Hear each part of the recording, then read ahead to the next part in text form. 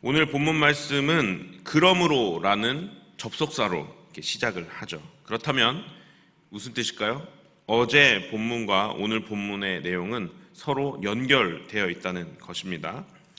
예수님을 오늘 본문에서는 대제사장이라고 이렇게 말씀하시면서 우리의 연약함을 동정하지 못하실 이가 아니라고 설명합니다. 또한 모든 일에 우리와 똑같이 시험을 받으셨지만 죄는 없으신 분이라고 정의하죠. 그리고 16절에는 그러므로 우리는 긍휼하심을 받고 때를 따라 돕는 은혜를 얻기 위하여 은혜의 보좌 앞에 담대히 나아갈 것이라 라고 4장을 마무리합니다. 이 종합을 해드리면 어떤 의미인가? 어제 말씀과 연결해 보도록 하겠습니다. 어제 말씀에 하나님의 말씀은 좌우의 날선 검보다 예리하다.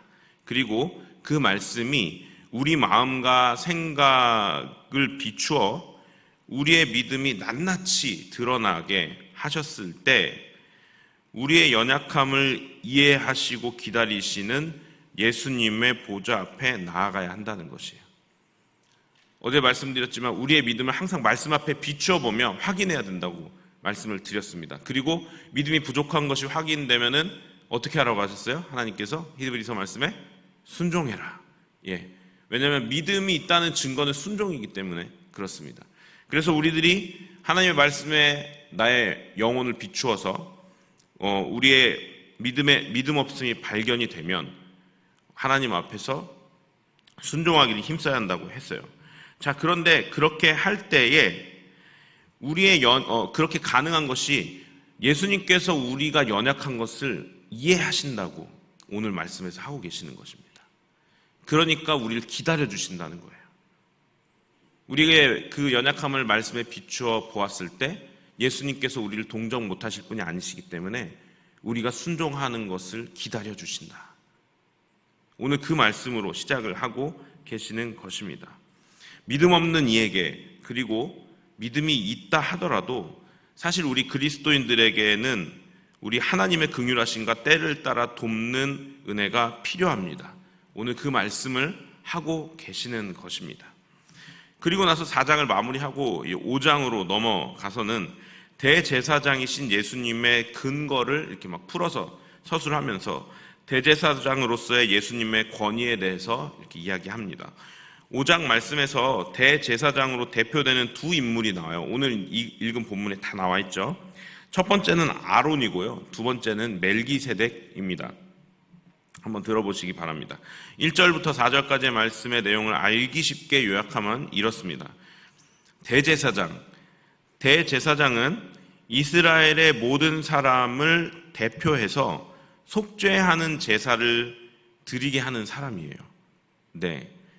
그러니까 이스라엘 대제사장은요, 다른 제사장들도 있는데 특별히 대제사장은 이스라엘의 모든 회중을 대표해서 하나님 앞에 그 모든 회중이 죄를 범했을 때 특별히 하나님 앞에 제사를 지내는 사람이에요. 그러니까 그 얘기는 모든 회중을 대표하는 사람이에요. 그리고 1년에 한 번 대속죄일에 대제사장이 모든 이스라엘 백성의 죄를 들고 하나님 앞에 나아가는 그런 대표하는 사람입니다. 이렇게 모든 사람을 대표하는 제사를 드리는 사람이긴 하지만 사실은 이 대제사장도 사람이잖아요.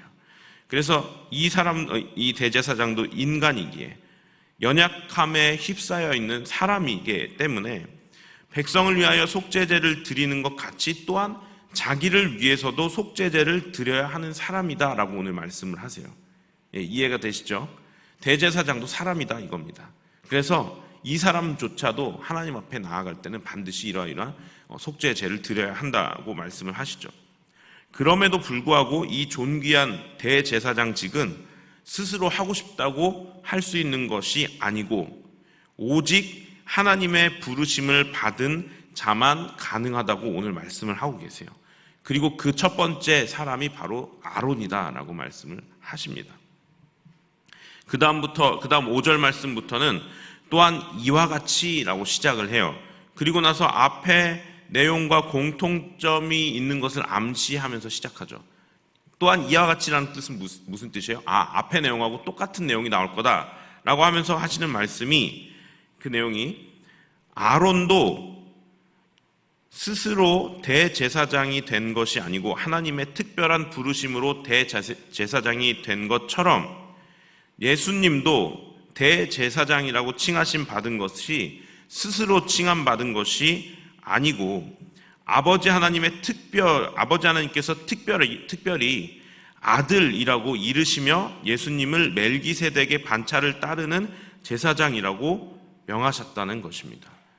이게 어쨌든 이 대제사장직은 하나님께서 특별히 허락하지 않으시면 될 수 없다라고 말씀을 하고 계시는 건데, 여기서 아론 제사장, 대제사장은 여러분들이 잘 아실 거예요.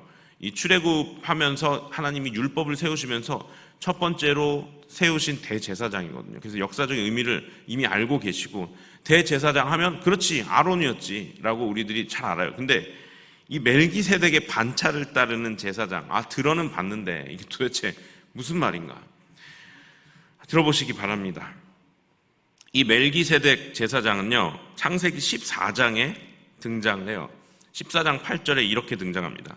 살렘 왕 멜기세덱이 떡과 포도주를 가지고 나왔으니 그는 지극히 높으신 하나님의 제사장이었더라 라고 이렇게 등장을 합니다. 예, 이게 이 사람이 등장하는 처음이자 마지막 요 14장에, 그리고 나서 이제 히브리서에 계속 이제 멜기세덱 이야기를 해요. 자, 여기서 중요한 것은 요거예요. 그는 지극히 높으신 하나님의 제사장이었더라. 자, 그런데 여러분, 이 사람 언제 사람인가요?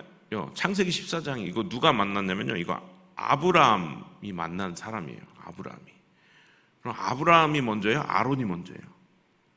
아브라함이 500년이나 먼저죠. 500년 넘게 먼저 앞에서 멜기세덱을 만났는데, 아니 하나님이 처음 세우신 대제사장 누구예요? 아론 아니에요? 근데 그 훨씬 이전에 500년 전쯤 멜기세덱이 있는데 여기 뭐라고 해요? 하나님의 대제사장이라 그래요. 아니 그럼 이건 무슨 제사장이에요? 자, 아론은 하나님께서 십계명과 함께 율법을 세우시면서 그때 이스라엘을 대표하는 대제사장으로 세우신 사람이에요. 이 사람의 목적은 그 율법과 죄 사이에서 하나님과 그 이스라엘 백성들 사이에서 이스라엘을 대표해서 그들의 모든 죄를 하나님 앞에 들고 나아가는 역할을 하는 대제사장이었던 거예요. 그러니까 제일 중요한 것은 대속죄를 대표하는 인물이라는 것이죠. 그런데 멜기세덱은 특별한 것이 이 하나님의 율법과 상관없이 율법을 세우시기 500년 전에 이미 하나님을 섬겼던 대제사장이라는 것입니다. 아마 여기서 대제사장이라고 말한 그 역할이 아론의 그 대제사장의 역할과 조금은 다를 수 있어요. 그러나 중요한 것은 하나님께서 율법을 세우시기도 전에 이미 하나님을 섬기고 있었던, 하나님이 심지어 아브라함을 부르실 그때 아마 그 이전부터도 하나님을 이미 섬기고 있었던 대제사장. 자, 그러면 이스라엘 사람들 그 자기의 조상의 최고봉을 누구라고 생각하나요? 이 선지자는 모세지만 이 자기 조상 하면 아브라함부터 시작이에요. 근데 그 아브라함보다 더 먼저 있었고 먼저 하나님을 섬겼던 대제사장 멜기세덱 하면 그게 무슨 의미예요? 하나님께서 특별히 세우신 대제사장인데 그것은 믿음의 조상 아브라함보다, 그 사람은 아브라함보다도 오히려 더 먼저 있었고 먼저 하나님을 섬기고 있었다라는 상징성을 띠게 되는 것입니다. 하나님의 율법을 통해 제사장 된 것이 아니고 하나님께서 특별히 세우신 하나님을 섬기는 대제사장이 바로 멜기세덱이었던 것이에요. 그러니까 예수님을 멜기세덱의 반차를 따르는 제사장이라 칭하는 이유는 율법에 의해 세워진 대제사장인 아론과는 다르게 율법보다 더 먼저, 더 이전에 하나님의 특별한 선택으로 세워져서 이미 하나님을 섬기고 있었던 특별한 대제사장이었기 때문이에요. 그래서 예수님을 아론의 반차를 따르는 사람이라고, 대제사장이라고 말씀하지 않으시고 아주 특별하게 하나님으로부터 세움받은 멜기세덱의 반차를 따르는 대제사장이라고 특별성을 부여하는 것입니다. 그러면서 오늘 본문 5절 말씀에 예수님께 이렇게 말씀하세요. 너는 내 아들이니 내가 오늘 너를 낳았다라고 말씀을 하세요. 이 이야기가 바로 하나님께서 직접 낳으신 특별한 존재다, 특별한 대제사장이다라는 것을 암시하는 것입니다. 하나님이 누구에게 너는 오늘날 내가 너를 낳았다라고 말씀하셨습니까? 예수님밖에 없어요. 그런데 그 특별한 부르심으로 하나님께 세움받은 대제사장이신 예수님도 이렇게 말씀하십니다. 육체에 계실 때, 그러니까 성육신 하셔서 이 땅에서 공생애를 하셨을 때죠.